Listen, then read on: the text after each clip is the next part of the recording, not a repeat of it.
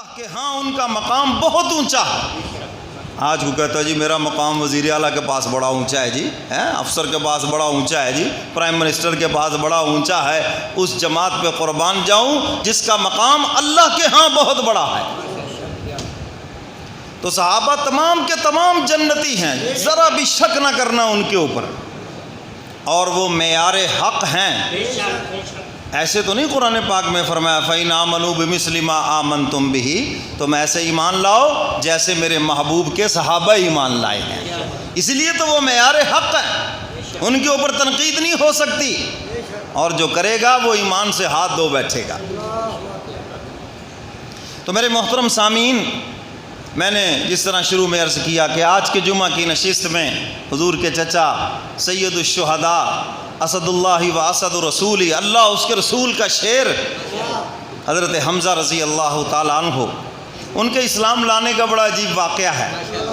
شکار کے لیے تشریف لے گئے، اور ان کی عادت تھی جب شکار کھیل کے واپس آتے تو سیدھے بیت اللہ میں آتے، آ کر طواف کرتے، دعا مانگتے۔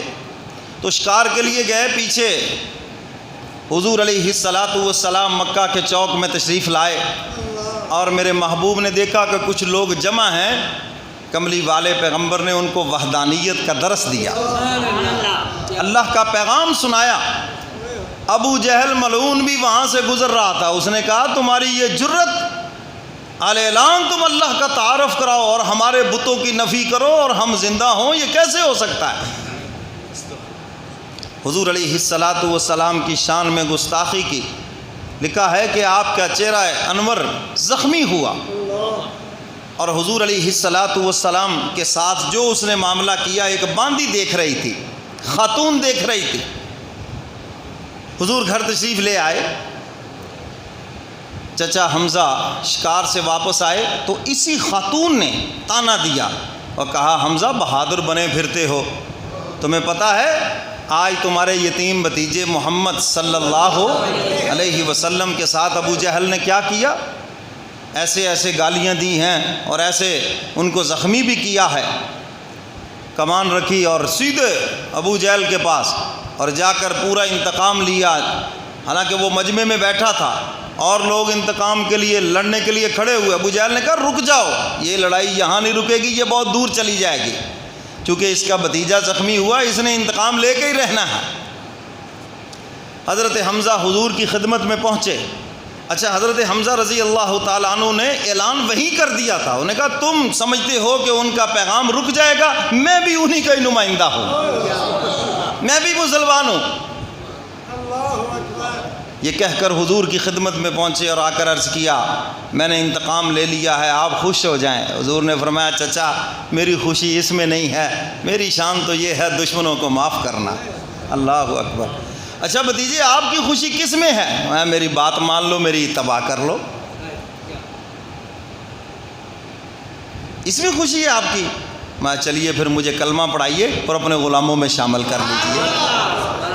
آج کے مسلمان کو بھی یہ بات سمجھ آ جائے، حضور کی خوشی حضور کی اتباع کے اندر ہے، سارے مسئلے حل ہو جائیں۔ اگر آپ حضور کو خوش کرنا چاہتے ہیں تو حضور کی اتباع میں خوشی ہے، اپنے نفس کے اوپر چلنے میں حضور کی خوشی نہیں ہے، زمانے کے رسم و رواج پہ چلنے پہ حضور کی خوشی نہیں ہے، زمانے کے کلچر اور تہذیب پہ چلنے پر حضور کی خوشی نہیں ہے۔ حضور کی اتباع کریں گے تو حضور خوش ہوں گے ہم سے۔ حدیث مبارکہ میں آتا ہے ایک صحابی حضور کو وضو کرا رہے تھے، حضور علیہ السلام نے فرمایا مانگ جو مانگنا ہے، ابھی دعا کروں گا اللہ تمہیں نقد عطا فرمائیں گے۔ انہوں نے عرض کیا اللہ کے محبوب قبولیت کی گھڑی ہے، آپ کا دریا بھی رحمت کا جوش میں ہے اور حق تعالیٰ بھی یقیناً عطا فرمائیں گے، تو پھر میرے لیے دعا کر دیں کہ اللہ جنت میں مجھے آپ کا قرب نصیب فرما دے۔ کیا اونچی خواہش تھی، دنیا پر تو ان کی نظر ہی نہیں تھی۔ ہمارے جیسا نالائق ہوتا تو کوئی دنیا ہی مانگتا جی، یہاں سے کوئی حج عمرہ بھی کرنے جائے جی اتنے جی کاروبار لی خصوصی دعا کرے آ جائے، وہ تو یہیں ہو جائے گی، اتنی دور جا کے کیا کرنی ہے؟ وہاں پر تو مولا کو مانگو، مولا سے مولا کو مانگو، اور حضور کے روضے پہ جاؤ تو حضور کی محبت مانگو، حضور کا عشق مانگو، یہ ہے مانگنے کی چیزیں۔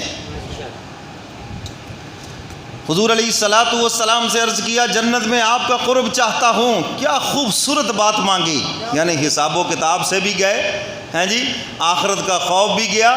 جس کو حضور کا قرب جنت میں ملے گا بھئی اس کا کوئی حساب کتاب ہوگا؟ وہ تو ساری چیزوں سے نکل گیا۔ سوال اس صحابی نے کیا لیکن حضور نے جواب پوری امت کے لیے دے دیا۔ فرمایا سنو، جو جتنا میری سنت کے اوپر چلے گا، میرے طریقے کے اوپر چلے گا، حضور فرماتے ہیں وہ جنت میں اتنا ہی میرے قریب ہوگا۔ قرب کا پیمانہ دے دیا۔ فرمایا جو جتنا میری سنت پہ چلے گا، میرے طریقے پہ چلے گا، حضور فرماتے وہ جنت میں اتنا ہی میرے قریب ہوگا۔ آج کے مسلمان کو یہ بات سمجھ آ جائے سارے مسئلے حل ہو جائیں۔ حضرت معاذ بن جبل رضی اللہ تعالیٰ عنہ یمن کے جب حاکم بن کر گئے تو حضور علیہ الصلاۃ والسلام نے نصیحتیں فرمائیں، تو انہوں نے عرض کیا اللہ کے محبوب اتنی دور آپ سے جا رہا ہوں، پتہ نہیں پھر ملاقات ہوگی یا نہیں ہوگی۔ تو حضور نے فرمایا معاذ ایک بات سن لے، جو میری سنت پہ چلے گا وہ ہزاروں میل مجھ سے دور بھی ہو تو پھر بھی میرے قریب ہے، اور جو میری سنت پہ نہ چلے وہ چاہے میرے قریب بھی ہو پھر بھی مجھ سے دور ہے۔ تو حضور کے قرب کا پیمانہ کیا ہے؟ حضور کی اتباع۔ حضور کے قرب کا پیمانہ کیا ہے؟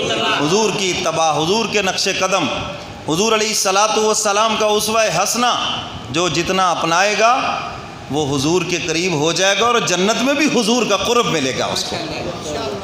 تو میرے محترم سامعین،